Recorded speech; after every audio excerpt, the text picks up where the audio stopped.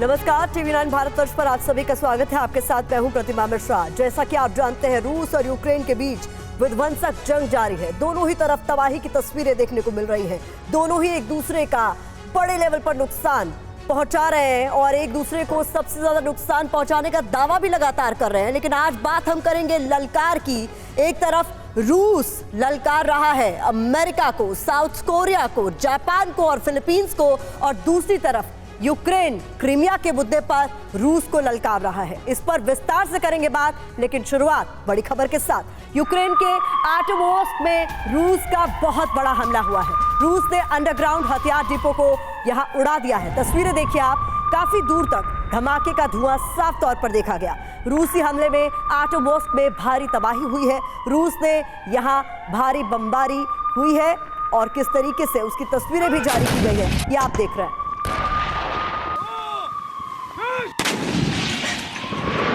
ये तस्वीरें आप देख रहे हैं, रूस ने आटोमोस्क में किस तरीके से भारी बमबारी की है और कैसे धुएं का गुबार यहां पर देखने को मिला। जब धमाका हुआ तो दूर तक इसकी तस्वीरें नजर आई। रूस ने अंडरग्राउंड हथियार डिपो को किस तरीके से आटोमोस्क में निशाना बनाया और इसे उड़ा दिया, ये तस्वीरों में आप साफ तौर पर देख सकते हैं। तस्वीरें आटोमोस्क से सामने आई हैं। यूक्रेन के आटोमोस्क में रूस की ओर से बड़ा हमला किया गया। यहां अंडरग्राउंड हथियार डिपो को उड़ा दिया गया। दूसरी बड़ी खबर आपके सामने, रूस ने एक बार फिर से थर्माइट बम से हमला किया है। जी हां, डोनेस्क में थर्माइट बम के इस्तेमाल का आरोप लगाया जा रहा है। यूक्रेनी मिलिट्री पोजीशन को तबाह किया गया यहां पर और इस्तेमाल थर्माइट बम का ऐसा आरोप लगाया जा रहा है। एक बार फिर से रशिया की ओर से थर्माइट बम के इस्तेमाल का हमला किया गया है, ये आरोप लगाया गया है। डोनेस्क में इस बम का इस्तेमाल किया गया है, ऐसे आरोप लगाए गए। ये तस्वीरें भी आप देख रहे हैं। यूक्रेनी मिलिट्री पोजीशन को तबाह किए जाने का दावा।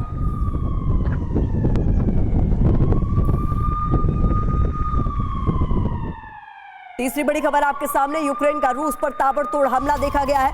रूसी ठिकाने पर अंधाधुंध रॉकेट फायरिंग हुई है। यूक्रेनी हमले में रूस को भारी नुकसान की खबर भी सामने आ रही है। तो ये तस्वीरें आप देखिए, एक एक कर ये तस्वीरें आपके सामने आ रही है जो बता रही है किस तरीके से आर पार की लड़ाई जारी है। यूक्रेन का रूस पर ताबड़तोड़ हमला इन तस्वीरों में आप देख रहे हैं। रूसी ठिकाने पर अंधाधुंध रॉकेट से किस तरीके से हमला हुआ है, ये तस्वीरें आपके सामने है। अब जो तीनों तस्वीरें हैं, अब एक एक कर आपके सामने ये देखिए।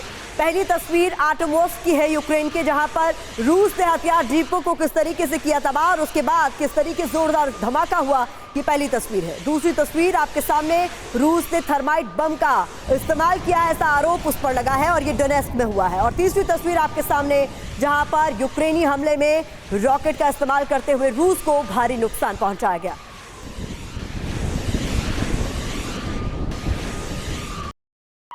एक और वॉर ब्रेकिंग आपके सामने रखने जा रहे हैं। वॉर जोन में एक्शन में अमेरिकी MI-17 V5 हमले को अंजाम देता नजर आया। अटैक हेलीकॉप्टर, ये तस्वीरें देखिए आप। अमेरिका से यूक्रेन को ये हेलीकॉप्टर मिला है और इसका किस तरीके से युद्ध में हो रहा है इस्तेमाल, उसी की ये तस्वीरें आप देख रहे हैं। किस तरीके से हमले को ये अंजाम देता नजर आ रहा है, ये आप देख रहे हैं। अमेरिका से यूक्रेन को यह हेलीकॉप्टर मिला है। उधर बाखमुत में वैगनर का बड़ा ऑपरेशन देखने को मिला है। बता दें आपको, वैगनर के हमले में यूक्रेन को भारी नुकसान हुआ है।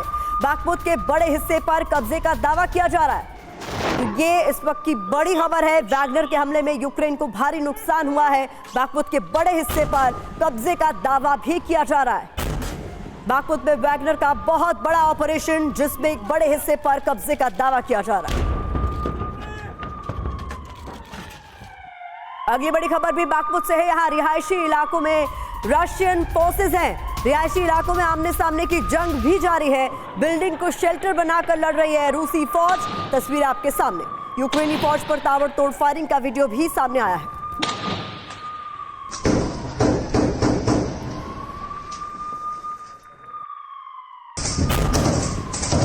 किया जा रहा है, एक्शन में नजर आया अमेरिकी हेलीकॉप्टर। दूसरी तस्वीरें बाखमुत से है, जहां बड़े इलाके को कब्जे में लेने का दावा किया जा रहा है। और तीसरी तस्वीर भी बाखमुत से है, जहां पर रिहायशी इलाके में किस तरीके से शेल्टर लेकर रशियन फोर्सेस लड़ रही है, उसका वीडियो।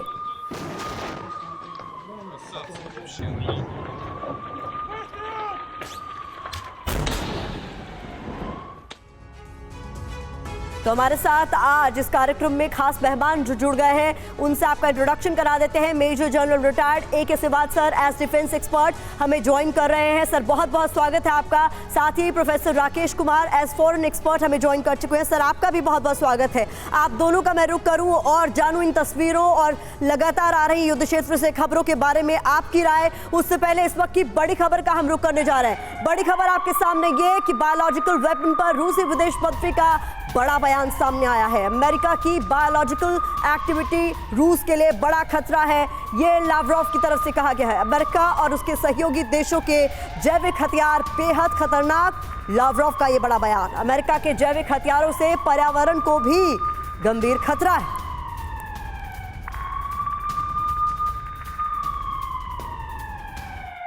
और उधर यूक्रेन की रूस को बहुत बड़ी धमकी से जुड़ी अगली बड़ी खबर ये कि अपनी जमीन की आजादी के लिए कुछ भी करना पड़ा तो करेंगे, ये यूक्रेन की ओर से साफ कर दिया गया है।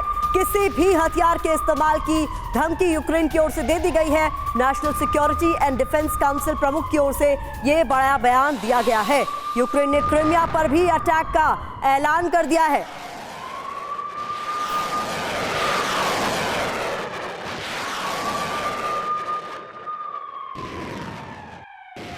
तो क्रिमिया पर भी हमले का ऐलान यूक्रेन की तरफ से किया गया है। तो सबसे बड़ा सवाल यही क्या क्रिमिया पर हमले का काउंटडाउन शुरू हो गया है, क्योंकि पिछली बार क्रिमिया पर जो हमले की कोशिश की गई थी उसका अंजाम बहुत बुरा हुआ था। तो सवाल यही, क्रिमिया पर हमले का काउंटडाउन क्या शुरू हो गया है? तो ऐसे में खबर क्या है, इसको आप बहुत आसानी से समझा रहे हैं हम आपको। ज़ेलेंस्की की धमकी सामने आई है और धमकी क्या है? क्रिमिया पर नए वेपन से हम हमला करेंगे, क्रिमिया के लिए किसी भी हद तक जाएंगे, क्रिमिया हमारी जमीन है और इसे हम वापस लेकर रहेंगे। ये किसी और ने नहीं, खुद यूक्रेन के राष्ट्रपति वोलोदिमीर ज़ेलेंस्की की तरफ से कह दिया गया है। इसीलिए सवाल उठ रहा है कि क्या काउंटडाउन शुरू हो गया? ये सबसे बड़ा सवाल है। इसके साथ ही बड़ा सवाल ये कि क्रिमिया में क्या कुछ बड़ा होने वाला है और इसके पीछे की वजह क्या है, इसे भी आपके लिए डिकोड कर रहे हैं हम। देखिए वजह क्या है, रूस ने ब्लैक सी में सुरक्षा दरअसल दोगुनी कर दी है। इससे भी अंदेशा लगाया जा रहा है कि कुछ बड़ा होने वाला है। पुतिन ने क्रिमिया की सुरक्षा का आदेश दे दिया है। उधर ज़ेलेंस्की के नए हथियारों से अटैक की जो धमकी सामने आई है उसके बाद भी इस बात का अंदेशा जाहिर किया जा रहा है। और साथ ही साथ ब्लैक सी में अमेरिका का F-22 तैनात हुआ है, जिसके बाद इस बात का अंदेशा और ज्यादा गहराता हुआ कि क्रिमिया में कुछ बहुत बड़ा होने वाला है। तो क्रिमिया को लेकर अपनी मंशा बार बार जाहिर कर रहे हैं ज़ेलेंस्की। बड़ा सवाल कि क्रिमिया में क्या कुछ बड़ा होने वाला है और क्रिमिया को लेकर क्या काउंटडाउन शुरू होने वाला है। तो ऐसे में कुछ और महत्वपूर्ण जानकारी जल्दी से आपके सामने रखते हैं, फिर मेहमानों का अपने रुख करेंगे। क्रिमिया को लेकर ज़ेलेंस्की का हौसला बुलंद कैसे है? बड़ा सवाल यहाँ पर ये, क्या पश्चिम से क्रिमिया पर अटैक को हरी झंडी मिल चुकी है? ये बड़ा सवाल है। उसके अलावा क्या यूक्रेन को हमले के लिए लॉन्ग रेंज मिसाइल मिलने वाली है, क्योंकि उसके बिना हमला कैसे संभव है? सर बड़ा सवाल ये भी कि क्या यूक्रेन को अमेरिका से अत्याधुनिक जेट मिलने का रास्ता साफ हो गया है? ये तमाम सवाल है जो मुंह बाए खड़े हैं। लेकिन सिवाच सर, सबसे बड़ा सवाल यहाँ पर तो ये होता है कि अब तक क्रिमिया को लेकर अमेरिका भी चेता रहा था कि ये एक ऐसी कमजोर नब्ज है जिससे आप मत दबाइए, इस पर पुतिन का जो रिएक्शन होगा उसे आप झेल नहीं पाएंगे। मतलब तमाम हथियार देने के बाद भी अमेरिका चेता रहा था कि इस टॉपिक को मत छूइए। लेकिन अगर यूक्रेन इतना खुलकर धमका रहा है, इसके पीछे आप क्या मंशा देखते हैं सर?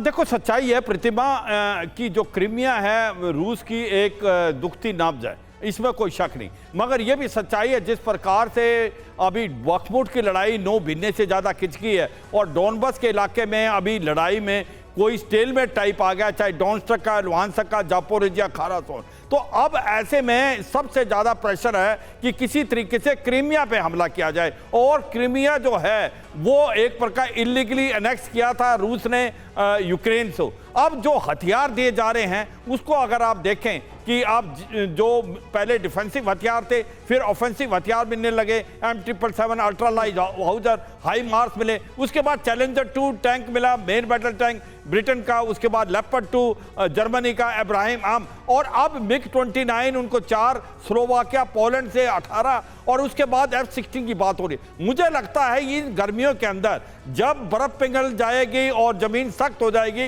तो रूस जो है ऑफेंसिव की प्लान कर रहा है, जो कीव की तरफ टैंकों के साथ जाएगा, और उधर यूक्रेन काउंटर ऑफेंसिव की बात कर रहा है, और वो जाएगा क्रीमिया में, और क्रीमिया के लिए उसको मिसाइलें भी मिल रही हैं, उसको अंदर intercontinental ballistic missile F-22 Raptor जो हैं वो भी अमेरिका ने लगा दी है ब्लैक सी में अपने एयरक्राफ्ट कैरियर में। मुझे लगता है ये लड़ाई आर पार की जा सकती है क्रीमिया को। ये मैं मानता हूं प्रतिमा, जो आपने स्टेटमेंट दी कि अगर हमला होता है क्रीमिया पे तो पुतिन किसी हद तक जा सकते हैं। वो पुतिन नहीं चाहेंगे कि क्रीमिया किसी तरीके से उसमें हार हो, वो न्यूक्लियर वेपन का भी इस्तेमाल कर सकते हैं, इसमें कोई शक नहीं। बिल्कुल।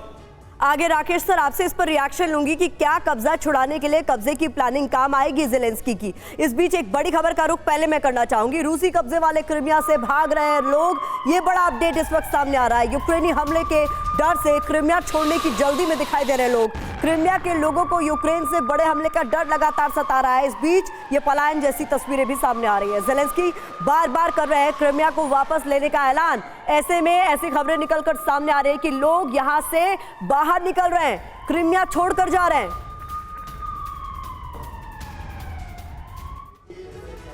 सर मैं आपसे इस पर रिएक्शन लूंगी, पहले कुछ इंपॉर्टेंट इन्फॉर्मेशन यहाँ साझा कर देते हैं। आइए देखते हैं कि क्रीमिया से पलायन का ये दरअसल पूरा मामला है क्या। समझिए इसे, यूक्रेन से जंग के बीच हजारों रशियन जो हैं वो क्रीमिया से भाग रहे हैं। क्यों, इसे समझना बेहद महत्वपूर्ण। कीव के काउंटर अटैक के डर से अपनी संपत्ति क्रीमिया में ही छोड़कर ये लोग जा रहे हैं, ऐसी स्थिति यहाँ पर पैदा हो गई है। तो ऐसे हालात आखिरकार क्यों बने हैं, इसे समझना बेहद जरूरी। यूक्रेन के ब्लैक सी प्रायद्वीप पर हमले के डर की वजह से दरअसल ये लोग क्रीमिया छोड़कर अब यहाँ से बाहर की तरफ निकल रहे हैं। इसके अलावा आपको यहाँ पर बहुत इंपॉर्टेंट इंफॉर्मेशन ये भी दे दें कि ज़ेलेंस्की के सीनियर प्रतिनिधि तमिला तशेवा का नेशनल टीवी पर एक दावा भी सामने आया, और इस दावे में उनकी तरफ से क्या कहा गया वो जानकारी ये कि करीब 5 से 8 लाख रूसी नागरिक क्रीमिया में अवैध रूप से रह रहे हैं। ये तशेवा की ओर से जानकारी साझा की गई थी, लेकिन अब कई सारे लोग यहां छोड़कर जा भी रहे हैं। क्रीमिया रूस को जोड़ने वाली ब्रिज कर्च से होकर जा रहे हैं लोग, वही कर्च ब्रिज जहां पर यूक्रेन की ओर से हमला बोला गया था,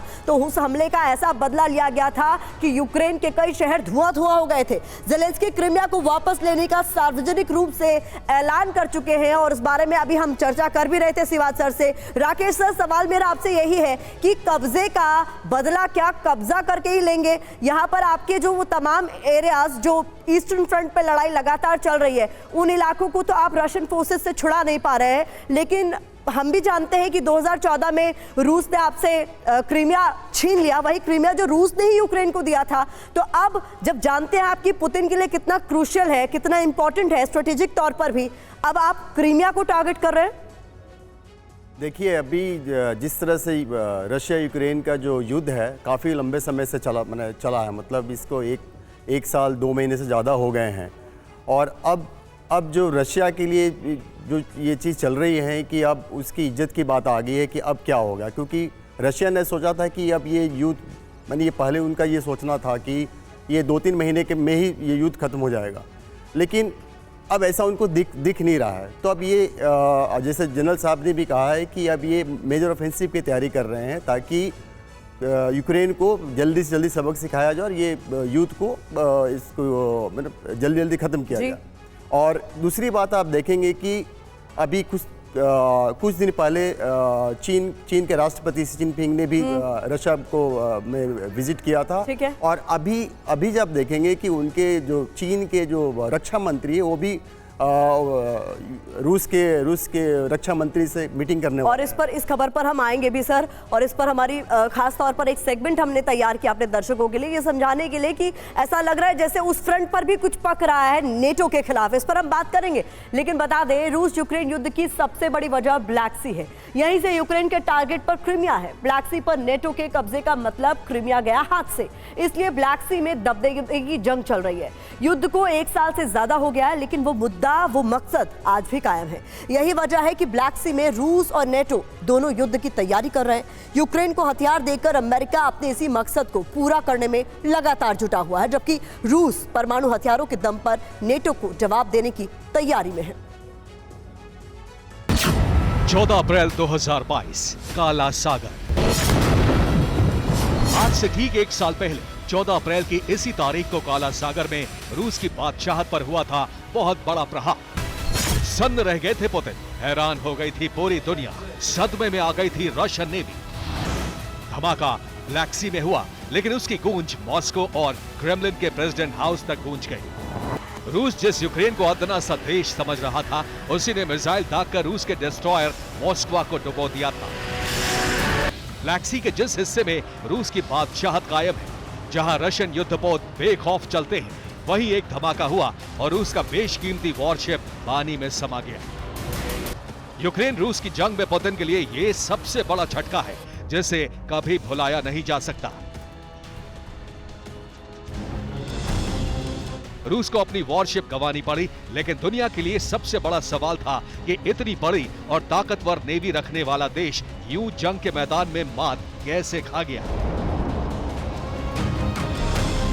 समंदर में हाई स्पीड से आगे बढ़ता एक वॉरशिप, रफ्तार की वजह से हर वक्त बदली हुई लोकेशन, अथाह समंदर के बीच एक वॉरशिप पर सटीक निशाना लगाना बेहद मुश्किल होता है। यूक्रेन इतना ताकतवर ना तो अंतरिक्ष में है कि उसका कोई सैटेलाइट टारगेट फिक्स करने में मदद करता, और ना ही समंदर में यूक्रेन इतना पावरफुल है कि वो रूस के युद्धपोत को चुनौती दे सकता था।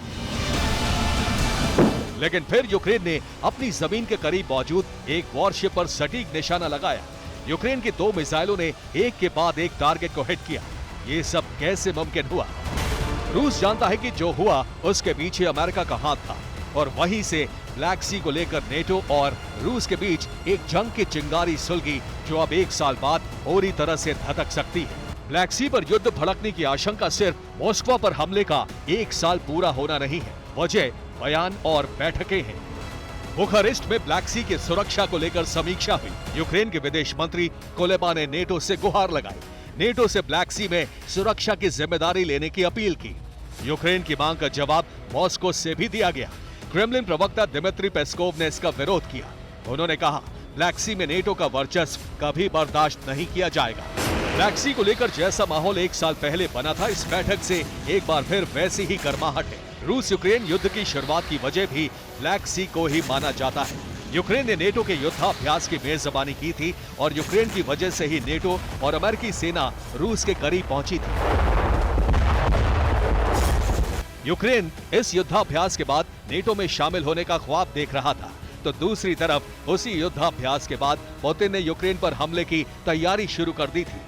अब अगर फिर नेटो ने ब्लैक सी में वर्चस्व बनाने की कोशिश की, तो निश्चित तौर पर रूस परमाणु हथियारों के इस्तेमाल से भी बाज नहीं आएगा। अमेरिका, नेटो या यूरोप का कोई देश अगर रूस से टकराएगा तो पुतिन क्या कर सकते हैं, इसका ट्रेलर भी रूस के रक्षा मंत्रालय ने जारी कर दिया है। जिस ब्लैक सी में कुछ दिन पहले रूस के सुखोई फाइटर्स ने अमेरिका के ड्रोन को मार गिराया था, उसी ब्लैक सी में रूस की नौसेना की पनडुब्बियां एक्शन में दिखी। ब्लैक सी में पहली बार रूस ने अपने युद्धाभ्यास में पनडुब्बियों से Poseidon under water missile fire की है। ये रूस की वही मिसाइल है जिसके दम पर रूस की नौसेना सिर्फ 90 सेकंड में पूरे ब्रिटेन को समंदर में डुबोने की धमकी देती रही है। ब्लैक सी में नेटो ने भी सी शील्ड 2023 नाम का युद्धाभ्यास किया था। नेटो के इस युद्धाभ्यास में Romania, Moldova, Bulgaria, France, Greece, तुर्की, अल्बानिया, पोलैंड, पुर्तगाल के साथ ब्रिटेन और अमेरिका के सैनिकों ने भी हिस्सा लिया था। अप्रैल की शुरुआत होते ही एक बार फिर ब्लैक सी में नई हलचल है। पुतिन के ऑर्डर पर Russian navy 6 missile carriers, 2 submarine लेकर ब्लैक सी पहुंची थी। युद्ध की शुरुआत से ही यूक्रेन पर रूस का सबसे घातक हमला ब्लैक सी से ही हो रहा है। दावा तो यहां तक किया जा रहा है कि ब्लैक सी में रूस के करीब 70 से ज्यादा युद्धपोत तैनात हैं। इसके अलावा घातक रूसी सबमरीन्स ने भी ब्लैक सी में डेरा डाला हुआ है। मकसद साफ है, हर हाल में ब्लैक सी पर कब्जा। मगर क्यों, ये भी जान लीजिए। ब्लैक सी की सीमा 6 देशों जैसे बुल्गारिया, जॉर्जिया, रोमानिया, रूस, तुर्की और यूक्रेन से लगती है। इनमें से 3 नेटो के सदस्य देश हैं। रूस का 800 किलोमीटर बॉर्डर ब्लैक सी से लगता है। रूस ब्लैक सी को यूरोप में अपने प्रवेश के लिए आर्थिक द्वार मानता है। इसकी वजह यह है कि ब्लैक सी के जरिए रूस की पहुंच भूमध्य सागर तक है। नेटो देशों पर इकोनॉमिक और पॉलिटिकल दबदबा कायम करने के लिहाज से काला सागर एक स्ट्रैटेजिक पॉइंट है। यही रूस का नेवल बेस भी है। यही वजह है कि नेटो और रूस दोनों इस इलाके में वर्चस्व चाहते हैं। काला सागर को रूस यूरोप का इकोनॉमिक एंट्री गेट मानता है। यहाँ से रूस भूमध्य सागर तक अपनी पहुंच बनाता है और दक्षिणी यूरोप के प्रमुख शहरों में अपने सामान भी पहुंचाता है। यूरोप के कई देश अपनी ऊर्जा और तेल की जरूरतों को पूरा करने के लिए ब्लैक सी को सेफ और शॉर्ट रूट की तरह इस्तेमाल करते हैं। काला सागर में नेचुरल गैस और ऑयल का भंडार है, जिसे रूस कभी खोना नहीं चाहता।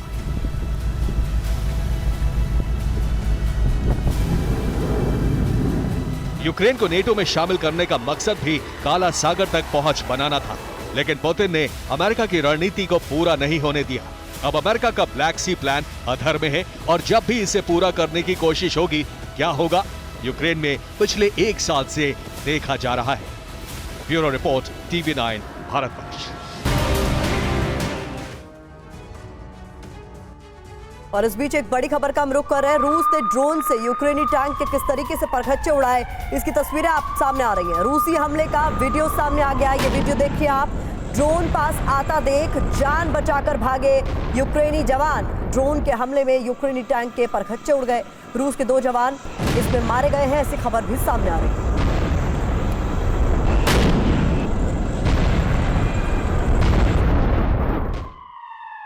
अमेरिका और फिलीपींस के बीच जारी है मिलिट्री ड्रिल। ये भी बड़ी खबर है। वॉर ड्रिल में दोनों देश के 17,000 जवान शामिल हैं।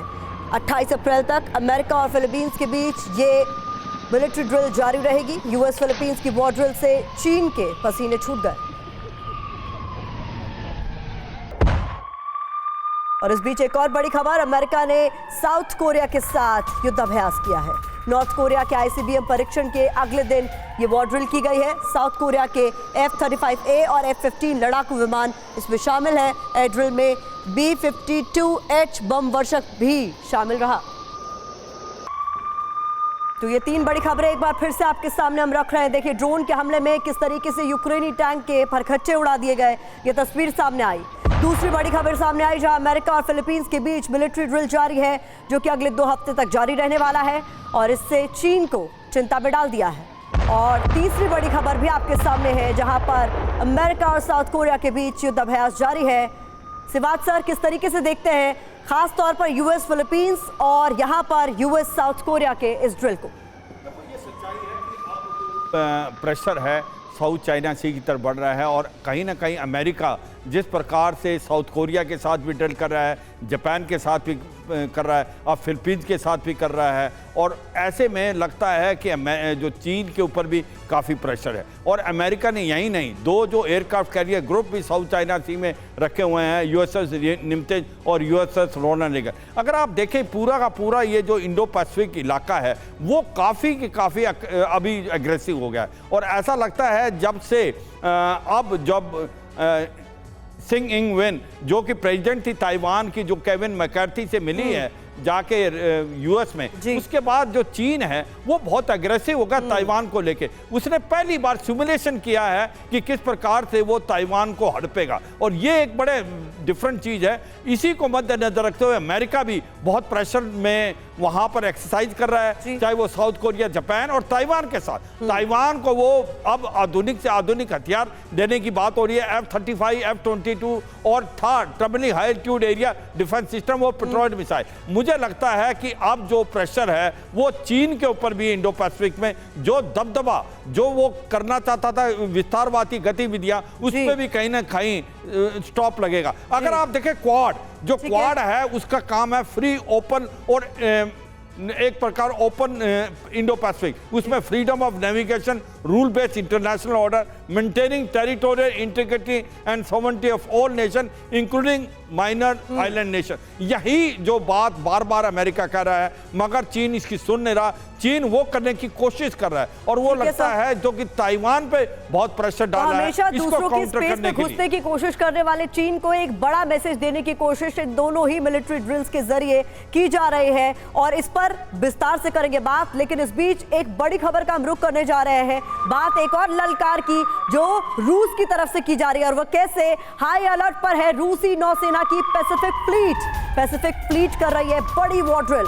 पश्चिमी देशों से तनाव को देखते हुए हाई अलर्ट पर है रूसी सेना की पैसिफिक फ्लीट। वॉर ड्रिल में मिलिट्री, एयरफोर्स और नौसेना शामिल है। युद्धाभ्यास का मकसद रूसी सेना की क्षमता को परखना भी है। तो ये तस्वीरें सामने हैं जहां पर किस तरीके से मिलिट्री, एयरफोर्स, नौसेना शामिल हुई है इस वॉर ड्रिल में रूस की।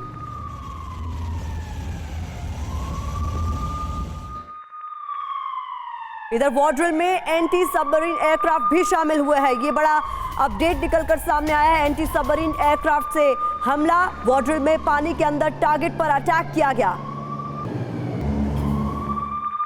MiG-31BM फाइटर प्लेन से भी युद्धाभ्यास किया जा रहा है। रूसी वायुसेना ने MiG-31BM के साथ वॉर ड्रिल की है। तो जैसा कि हमने आपको बताया, वायुसेना, नौसेना इस युद्धाभ्यास में शामिल है। अपनी ताकत दिखाने की कोशिश, अपनी क्षमताओं को परखने की कोशिश रूस की तरफ से की जा रही है और एक बड़ा संदेश भी यहां पर रशिया की तरफ से देने की कोशिश की जा रही है।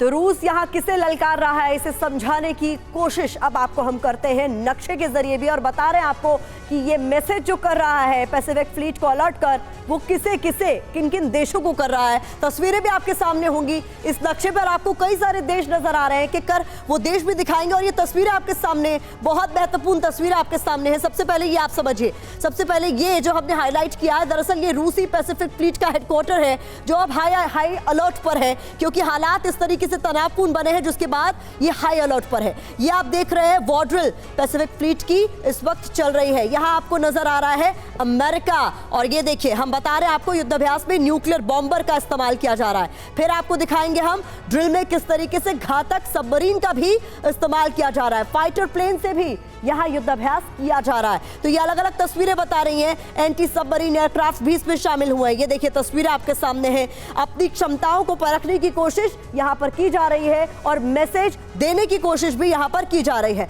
तो आपको बता रहे हैं इन तस्वीरों के जरिए कि क्या तस्वीर यहां पर पेश करने की कोशिश की जा रही है। आप देखिए ये मैसेज किन किन देशों को देने की कोशिश रूस की तरफ से की जा रही है, ये भी हम आपको बता रहे हैं। हमने आपको बताया कि इस तरफ है अमेरिका। अमेरिका को सीधी चुनौती देने की कोशिश यहां पर की जा रही है इस पोजीशनिंग के जरिए, और यहां पर इस खास जगह पर यहां पर पैसिफिक फ्लीट की मौजूदगी भी अमेरिका को बड़ा मैसेज दे रही है और सीधा मैसेज अमेरिका को, सीधी चुनौती अमेरिका को। दूसरी तरफ और जो अलग अलग देश यहां पर आपको नजर आ रहे हैं, यहां आपको दक्षिण कोरिया, यहां आपको जापान, यहां पर आपको फिलीपींस नजर आ रहा है। तो अमेरिका और फिलीपींस की चूंकि ड्रिल चल रही है, तो ऐसे में मैसेज वहां पर भी देने की कोशिश हो रही है। खबर अभी हमने आपको दिखाई थी, और हम आपको बता रहे हैं कि दक्षिण कोरिया के साथ भी अमेरिका ने एयर ड्रिल की है। तो ऐसे में वहां पर भी एक मैसेज देने की कोशिश की जा रही है। कुछ और महत्वपूर्ण जानकारी आपके सामने रखें, फिर अपने मेहमानों का भी हम रुख करेंगे। तो हम क्यों कह रहे हैं कि रशिया की तरफ से पैसिफिक फ्लीट की वॉर ड्रिल जो है वो एक ललकार है और कई सारे देशों को एक साथ मैसेज देने की बड़ी कोशिश है। एशिया पैसिफिक रीजन में अमेरिका को चुनौती के तौर पर इसे देखा जा रहा है। सेना को हर वक्त वॉर मोड में रखने की इसे कोशिश के तौर पर भी देखा जा रहा है। इसके साथ ही पैसिफिक रीजन में चीन को खुला समर्थन इसके जरिए देने की कोशिश, जापान, साउथ कोरिया को एक सीधा मैसेज, सीधा संदेश देने की कोशिश भी यहां पर की जा रही है। राकेश जी, सवाल मेरा आपसे है, जिसकी चर्चा आप कर रहे थे, अब उस खबर पर हम आ गए हैं। किस तरीके से देखते हैं जिस तरीके से पैसिफिक फ्लीट को हाई अलर्ट कर दिया गया है और जिस तरीके से ये पूरी तैयारी यहां पर की जा रही है और अलग अलग देशों को एक साथ एक समय पर बड़ा और कड़ा संदेश देने की कोशिश। देखिए, चूँकि अभी नॉर्थ कोरिया ने भी जो इसका ये मिसाइल का जो ये किया है, प्रयोग किया है, जिसके चलते जापान, सबसे जो नज़दीकी देश है जो जापान में काफ़ी हाई अलर्ट जारी किया गया था और लोग को एक सुरक्षित जगह पे पहुंचने के लिए बोला गया था। और उसके साथ अब ये इतनी सारी प्रशिक्षण के बाद भी अगर आप देखेंगे, मेन मुद्दा अब चीन को ये समझ में आ रहा है कि उन पे दबाव डालने के लिए, चूँकि जो ताइवान पे अटैक ना करे या उसे सुरक्षित करने के लिए ये किया जा रहा है। तो इससे क्या होता है कि आप रशिया और चीन दोनों एक मैंने देखा जाए तो अगर ये आपस में काफ़ी चिंतित हैं कि असल में जो अमेरिका का जो मेन निशाना है, मेन निशाना ये है कि रूस और चाइना है। और और चीन चूँकि tsai ing-wen ताइवान के राष्ट्रपति tsai ing-wen अभी वहाँ पे US दौरा करके आई हैं, और उससे ये लग रहा है कि कहीं ना कहीं चीन को लग रहा है कि ये ताइवान को सुरक्षित करने के लिए भी एक संदेश है, और इसलिए चीन चाहता है। और ये मैसेजिंग बहुत महत्वपूर्ण हो जाती है सिवात सर। हाँ बिल्कुल, देखो सच्चाई ये है कि आप इसको समझे कि यहाँ पर जो चीन का दबदबा, चीन एक बार अकेला लड़ रहा था जो साउथ चाइना सी में, यहाँ पर रूस खुल के चीन के साथ आया है। कहीं ना कहीं मैसेजिंग है कि चीन जो है वो रूस के साथ आए जब यूक्रेन की लड़ाई हो रही है। देखो एक बात आपको समझनी पड़ेगी प्रीतिमा, ये लड़ाई 1 साल से ज़्यादा हो चुकी है रूस की और यूक्रेन की, मगर अभी तक चीन खुल के रूस के साथ नहीं आया है, क्योंकि रूस एक जो है उसको हथियार मिले, या तो मिले हैं ईरान से जो शाही ड्रोन, या नॉर्थ कोरिया से। चीन ने इसलिए नहीं दिए हैं क्योंकि चीन का $3 ट्रिलियन का ट्रेड है यूरोपियन यूनियन और अमेरिका से, वो नहीं चाहता कोई इकोनॉमिक सैंक्शन लगे। और ऐसे में चीन जो रूस है वो चीन पे इनडायरेक्टली प्रेशर डाल रहा है कि आप मेरी मदद करें, और ऐसे में रूस खुल के आया है चीन के लिए जो इंडो पैसिफिक के अंदर, जहां पर चीन जो है एक प्रकार अकेला लड़ने की कोशिश कर रहा है, ताइवान को लेने की कोशिश कर रहा है, प्रेशर डाला है फिलीपीन पे,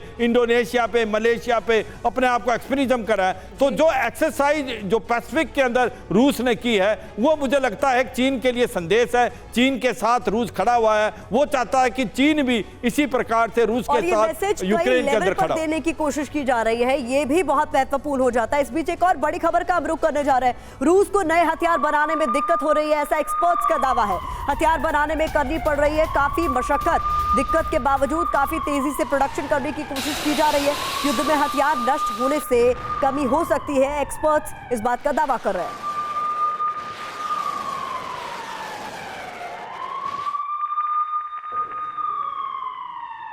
इस बीच एक बड़ी खबर यह भी आ रही है कि रूस की ओर से बना लिया गया है नया इलेक्ट्रॉनिक वॉरफेयर सिस्टम। ये सूत्रों के हवाले से बड़ी खबर मिल रही है। नए इलेक्ट्रॉनिक वॉरफेयर सिस्टम की रेंज 36,000 किलोमीटर बताई जा रही है। जमीन से आसमान तक दुश्मनों पर कहर ढा सकता है ये सिस्टम। एक और बड़ी खबर, कुपियांस्क में रूस का बड़ा अटैक देखा गया है। यूक्रेनी जवानों पर टैंक से प्रहार किया गया है। यूक्रेनी पोजीशन पर बारूद बरसाने का ये वीडियो सामने आया है। हमले में यूक्रेन को बड़े नुकसान की खबर सामने आ रही है।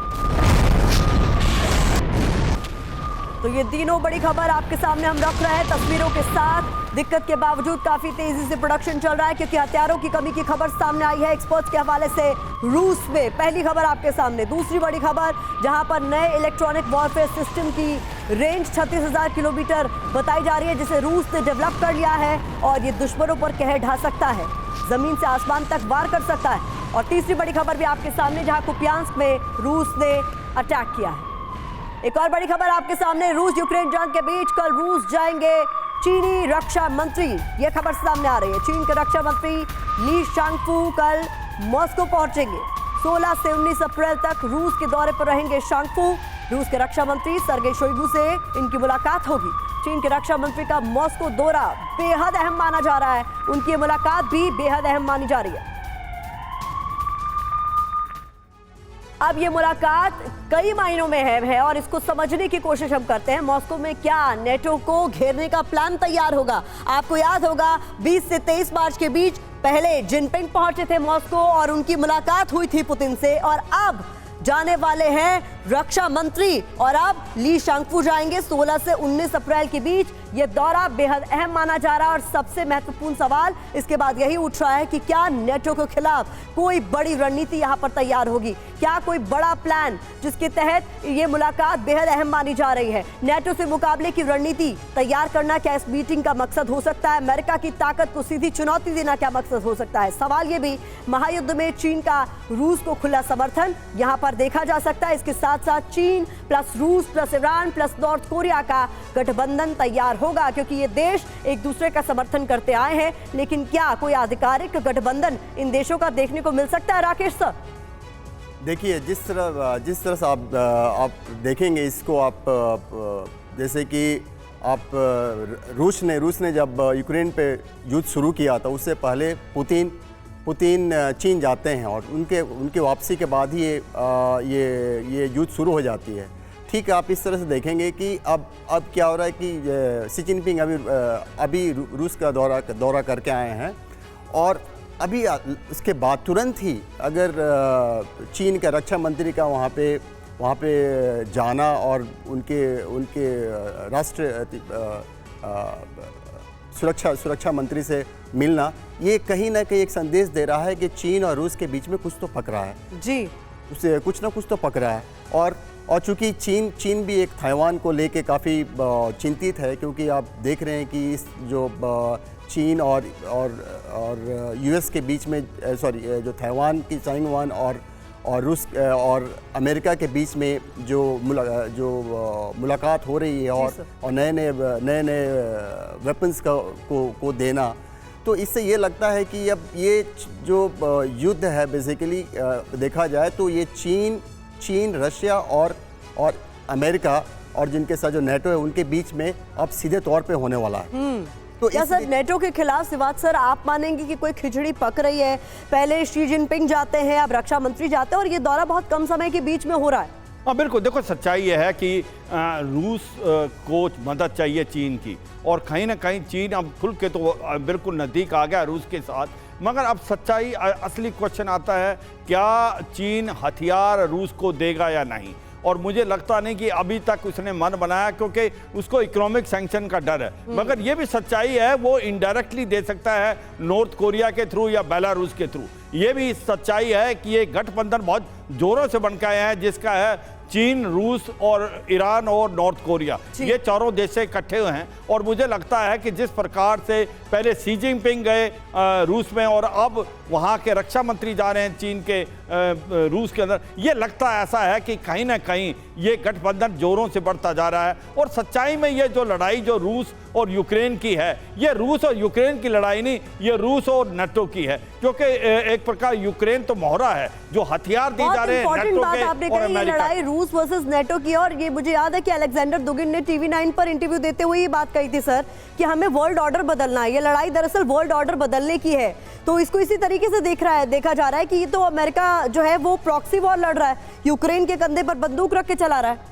हाँ बिल्कुल, देखो सच्चाई ये भी है, आपने बहुत अच्छा क्वेश्चन पूछा कि अमेरिका जो है वो यूक्रेन के कंधे से लड़ रहा है और जो रूस से। मकसद एक्चुअली क्या था कि सबसे ज़्यादा प्रॉब्लम है चीन एक इकोनॉमिकल पावर उभर के आया है और वो है कई दबदबा बढ़ा रहा साउथ चाइना सी में, इंडो पैसिफिक में। और आने वाले समय के अंदर जो रूस है वो बड़ा कमज़ोर हो जाएगा, क्योंकि इस लड़ाई ने उसको इकोनॉमिकली कमज़ोर कर दिया है, मिलिट्री कमज़ोर किया है। रूस जो है वो खेने में चला जाएगा चीन के, और दो सुपर पावर, दो जो पावर हाउस बन के निकलेंगे, वो एक तरफ अमेरिका और उसके कुछ नाटो कंट्री और दूसरी तरफ चीन, जिसके साथ रूस, नॉर्थ कोरिया और तीसरा भारत जो है वो किसी खाने में नहीं होगा। भारत एक अपनी छवि बनाएगा। बिल्कुल सर, और वो छवि हमेशा से पीस मेकर की रही है, ये भी बहुत इंपॉर्टेंट पॉइंट है। राकेश जी आपका भी और सिवात सर आपका भी बहुत बहुत शुक्रिया इस चर्चा में हमारे साथ शामिल होने के लिए। तो कुल मिलाकर टेंशन इस वक्त ऑल टाइम हाई है। बड़ा सवाल यही है कि युद्ध कब रुकेगा और इसे कौन रोकेगा। खबरों का सिलसिला लगातार जारी रहेगा TV9 भारत फर्स्ट पर।